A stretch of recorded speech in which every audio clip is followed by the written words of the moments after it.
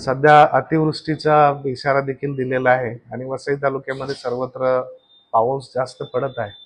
अशा परिस्थितीमध्ये डीसीपींनी पर्यटन स्थळावरती जाण्यासाठी बंदीचे आदेश देखील काढलेले आहेत, मनाई हुकूम काढलेला आहे. वसईकरांना मी आपल्या मार्फत एकच आवाहन करेल की ज्यावेळेस अतिवृष्टीचा इशारा दिला जातो त्यावेळेस आपण प्रशासनाला सहकार्य केलं पाहिजे. ज्या ठिकाणी मागील काही इतिहास आहे की पर्यटन स्थळावरती गेल्यानंतर तिथे अपघात होऊन माणसं दगावलेली आहेत, तर अशा ठिकाणी जाणं टाळावं.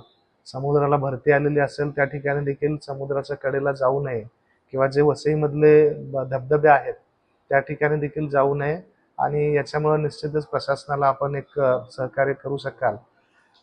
ज्यावेळेस अतिवृष्टी असेल, नदीला पूर देखील आलेला असतो, अशा वेळी देखील लोकांनी प्रशासनाने दिलेले जे संकेत आहेत, सूचना आहेत त्या आपण पाळल्या पाहिजेत. निश्चितच आम्ही आमची यंत्रणा सतर्क ठेवलेली आहे. सर्व तलाठी मंडळ अधिकारी हे सतर्क आहेत. 24 तास आमच्या आपत्कालीन यंत्रणा चालू असून महानगरपालिका त्याचबरोबर आमचे प्रशासन, पंचायत समितीचं प्रशासन, सर्व स्थानिक प्रशासन या सगळ्या आपत्तीला सामना करण्यासाठी सज्ज आहेत. NDRFची देखील टीम आपल्याकडे कायमस्वरूपी तैनात केलेली आहे.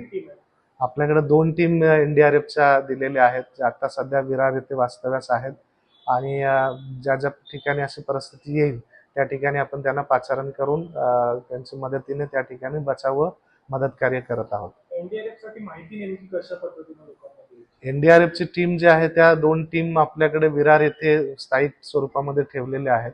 ज्या ज्या ठिकाणी असं आता कालची जी घटना घडलेली आहे उसगाव येथील, तर ते सकाळी 9 वाजता जी लोक पाण्यामध्ये अडकलेली होते ते कळाल्यानंतर तात्काळ महानगरपालिकेचे अग्निशमन दल आणि NDRFची टीम तिथे पोहोचून 1 तास 1.5 तासामध्ये ते बचावाने हे कार्य पूर्ण केलेलं आहे.